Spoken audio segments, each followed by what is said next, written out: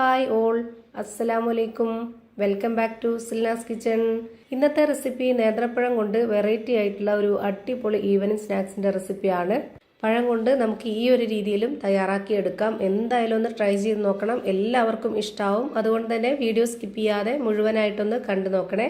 അപ്പോൾ ഈ ഒരു പലഹാരം തയ്യാറാക്കാനായിട്ട് ഞാനിവിടെ 3 നേന്ത്രപ്പഴം എടുത്തിട്ടുണ്ട്. മീഡിയം പഴുപ്പുള്ള പഴമാണ്. ഒരുപാട് അങ്ങ് നന്നായിട്ട് പഴുത്തു പോയ പഴം ഇതിനെടുക്കരുത്.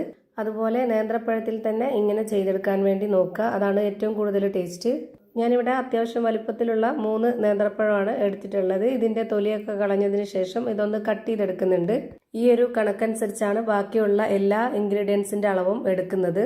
നിങ്ങൾക്ക് എത്രയാണോ പലഹാരം വേണ്ടത്, എത്രയാണോ പഴം എടുക്കുന്നത്, അതിനനുസരിച്ച് ബാക്കിയുള്ള ഇൻഗ്രീഡിയൻസിന്റെ അളവും കറക്റ്റ് ആക്കി എടുക്കുക. എന്നാലാണ് ഇതിന്റെ പരുവം കറക്റ്റ് ആയിട്ട് കിട്ടുള്ളൂ. അതുപോലെ തന്നെ ഇതിന്റെ ടേസ്റ്റും ഒരു കറക്റ്റ് ടേസ്റ്റിൽ കിട്ടുള്ളൂ. ഇതുപോലെ കട്ട് ചെയ്ത് മാറ്റിയതിന് ശേഷം ഞാനൊരു ബൗളിലേക്ക് ഇട്ട് കൊടുത്തിട്ട് ഇത് കൈ വെച്ചിട്ട് ഇതുപോലെ നന്നായിട്ട് ഇതുപോലെ ഉടച്ചെടുക്കുന്നുണ്ട്. കൈകൊണ്ട് ഇതുപോലെ ഉടച്ചെടുക്കുമ്പോഴത്തേക്ക് നമുക്ക് കട്ട കട്ടയായിട്ട് കിട്ടും, അതാണ് വേണ്ടത്. ഈ വീഡിയോസ് കണ്ടുകൊണ്ടിരിക്കുമ്പോൾ തന്നെ സിൽനാസ് കിച്ചൺ ചാനൽ ആദ്യമായിട്ട് കാണുന്നവരാണെങ്കിൽ പ്ലീസ് ഒന്ന് സബ്സ്ക്രൈബ് ചെയ്തേക്കണേ. ഒപ്പം തന്നെ ഈ വീഡിയോസ് നിങ്ങൾക്ക് ഇഷ്ടപ്പെടുകയാണെങ്കിൽ ഒരു ലൈക്ക് ചെയ്ത് ഷെയർ ചെയ്ത് സപ്പോർട്ട് ചെയ്യാനും മറക്കരുതേ. ഇപ്പോൾ ഞാനിവിടെ ഈ പഴം നന്നായിട്ട് ഉടച്ചെടുത്തിട്ടുണ്ട്. ഇനി അതിലേക്ക് ഇട്ട് കൊടുക്കുന്നത് സബോള കട്ട് ചെയ്തെടുത്തിട്ടുള്ളതാണ്. ചെറുതായിട്ട് കട്ട് ചെയ്തെടുത്തിട്ടുള്ള ഒരു മീഡിയം സൈസിലുള്ള സബോളയും ഒരു 3 പച്ചമുളകുമാണ് ഇതിലേക്ക് ഇട്ട് കൊടുക്കുന്നത്. പിന്നെ ഇതുപോലെ ഒരു സ്പൂൺ അളവിൽ 1 സ്പൂൺ മുളക് പൊടി ഇട്ട് കൊടുക്കുന്നുണ്ട്. അതിൻ്റെ കൂടെ തന്നെ ഒരു 1/4 സ്പൂൺ അളവിൽ മഞ്ഞൾപ്പൊടിയും ഇട്ട് കൊടുത്തു. ഇനി ഇതിലേക്ക് ആവശ്യത്തിനുള്ള ഉപ്പിട്ട് കൊടുക്കാം. ഈ ഒരു പലഹാരം ഉപ്പും മധുരവും എരിവൊക്കെ ആയിട്ട് നല്ല പ്രത്യേക ഒരു ടേസ്റ്റാണ്. എന്തായാലും ഒന്ന് ട്രൈ ചെയ്ത് നോക്കണം, എല്ലാവർക്കും ഇഷ്ടാവും. ഇനി അടുത്തതായിട്ട് ഇതിലേക്ക് ഇട്ട് കൊടുക്കേണ്ടത് കോൺഫ്ലവർ പൊടിയാണ്. ഞാനിവിടെ ഇതേപോലെ വലിപ്പത്തിലുള്ള 3 ടേബിൾ സ്പൂൺ അളവിൽ കോൺഫ്ലവർ പൊടി നിറയെ ഇട്ട് കൊടുക്കുന്നുണ്ട്. ഇതുപോലെ ഓരോ സ്പൂണും നിറയെ എടുത്തിട്ടില്ല എന്നുണ്ടെങ്കിൽ ഒരു 4 ടേബിൾ സ്പൂണോളം ഇട്ട് കൊടുക്കാം. ഇതിന് പകരം വേണമെന്നുണ്ടെങ്കിൽ വറുത്ത അരിപ്പൊടി ഇട്ട് കൊടുക്കാവുന്നതാണ്. പക്ഷെ അതിനേക്കാൾ കൂടുതൽ പെർഫെക്റ്റ് ആയിട്ടും ടേസ്റ്റ് ആയിട്ടും കിട്ടുന്നത് ഈ ഒരു കോൺഫ്ലവർ പൊടി ഇട്ട് കൊടുക്കുമ്പോഴാണ്. അതുകൊണ്ട് അത് സ്കിപ്പ് ചെയ്യാതിരിക്കാൻ കഴിവെന്നും നോക്കുക. ഇപ്പം ഞാനിവിടെ ഇതെല്ലാം കൂടെ നന്നായിട്ട് ഇതുപോലെ മിക്സ് ചെയ്തെടുത്തിട്ടുണ്ട്. ഇതാണ് ഇതിന്റെ കറക്റ്റ് ആയിട്ടുള്ള പരുവം. ഇനി നമ്മുടെ കയ്യിൽ കുറച്ച് ഓയിലൊന്ന് സ്പ്രെഡ് ആക്കി എടുത്തതിന് ശേഷം ഇതിൽ നിന്ന് കുറച്ചെടുത്തിട്ട് കൈയുടെ ഉള്ളംകൈയിൽ വെച്ചിട്ടൊന്ന് ഇതുപോലെ ബോൾസ് ആക്കിയതിന് ശേഷം ഒന്ന് പ്രസ് ചെയ്ത് കൊടുക്കുന്നുണ്ട്. നമുക്ക് ഇഷ്ടമുള്ള ഏത് വലിപ്പത്തിലോ ഷേപ്പിലോ ആകൃതിയിലോ വേണമെങ്കിലും ഇത് ചെയ്തിട്ട് എടുക്കാവുന്നതാണ്. ഞാനിവിടെ ഒരു കട്ട്ലേറ്റിന്റെ ഷേപ്പിലാണ് റെഡിയാക്കി എടുക്കുന്നത്. അതുപോലെ ഈ ഒരു വലിപ്പത്തില് ഷേപ്പിലാണ് റെഡിയാക്കി എടുക്കുന്നത്. ഇതേപോലെ എല്ലാം ചെയ്ത് ഒരു പാത്രത്തിലേക്ക് മാറ്റിയിട്ടുണ്ട്. എന്നിട്ട് ഇതുപോലെ ബ്രെഡ് പൊടിച്ചതിലേക്ക് ഇട്ട് കൊടുത്തിട്ട് അതൊന്ന് കോട്ട് ചെയ്തിട്ട് എടുക്കുന്നുണ്ട്.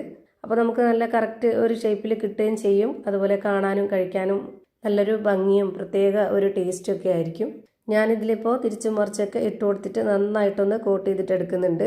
ഇതുപോലെ തന്നെ എല്ലാം ചെയ്ത് ഒരു പാത്രത്തിലേക്ക് മാറ്റുന്നുണ്ട്. ഞാനിവിടെ അടുത്തത് ഒരെണ്ണം കൂടെ കാണിക്കുന്നുണ്ട്. ഇത് നമ്മൾ കയ്യിലെടുക്കുമ്പോൾ നന്നായിട്ട് കുഴഞ്ഞിട്ടാണ് ഇരിക്കുക, അതൊന്നും പ്രശ്നമില്ല. നമ്മൾ ഇതുപോലെ കോട്ട് ചെയ്തെടുത്തതിന് ശേഷം ഒരു പ്ലേറ്റിലേക്ക് മുഴുവനും മാറ്റി വെച്ചിട്ടുണ്ട്. ഇനി ഇതെല്ലാം ഒന്ന് ഫ്രൈ ചെയ്ത് മാറ്റണം. അതിനായിട്ട് സ്റ്റവിലേക്ക് ഒരു പാൻ വെച്ച് ഫ്ലെയിം ഓൺ ആക്കി കൊടുത്തിട്ടുണ്ട്. അതിലേക്ക് കുറച്ച് ഓയിൽ ഒഴിച്ചു കൊടുക്കുന്നുണ്ട്. ഒരുപാട് ഓയിൽ ഒഴിച്ചു കൊടുക്കരുത്, അതായത് ഇത് മുങ്ങിക്കിടക്കുന്ന രീതിയിൽ ഫ്രൈ ചെയ്തെടുക്കരുത്. ഇതുപോലെ വളരെ കുറച്ച് മാത്രം ഓയിൽ ഒഴിച്ചു കൊടുത്തിട്ട് നമുക്കിത് ഫ്രൈ ചെയ്തിട്ടെടുക്കാം. കൂടുതൽ ഓയിൽ ഒഴിച്ചു കൊടുത്തു കഴിഞ്ഞാൽ അത് മുങ്ങിക്കിടന്നിട്ട് അത് പൊടിഞ്ഞു പോവും. ആദ്യം ഇത്രയും ഇട്ട് കൊടുക്കുന്നുണ്ട്. എന്നിട്ട് ഇതൊന്ന് ഫ്രൈ ആയി വരട്ടെ. പിന്നെ ഇതിന് ഒരുപാട് ഫ്ലെയിമിൻ്റെ ആവശ്യമില്ല. മീഡിയം ഫ്ലെയിമിൻ്റെയും ലോ ഫ്ലെയിമിൻ്റെയും ഇടയ്ക്കുള്ള ഫ്ലെയിമിൽ വെച്ചിട്ട് വേണം ഇത് വേവിച്ചെടുക്കാനായിട്ട്.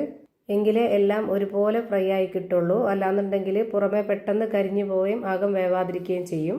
ഇപ്പോൾ ഞാനിവിടെ എല്ലാം ഒന്ന് തിരിച്ചിട്ട് കൊടുത്തിട്ടുണ്ട്.